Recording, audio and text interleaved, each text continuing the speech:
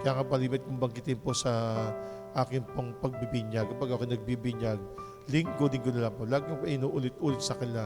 Kapabayaan ng mga magulang kapag hindi nila binibigay ang tamang pagtanggap ng mga sakramento, maging ng mga sakramentas sa kanilang mga anak. Ang ating po Panginoong Jesucristo, pagkalipas na ikawalong araw, siya'y inihandog, siya'y tinuli.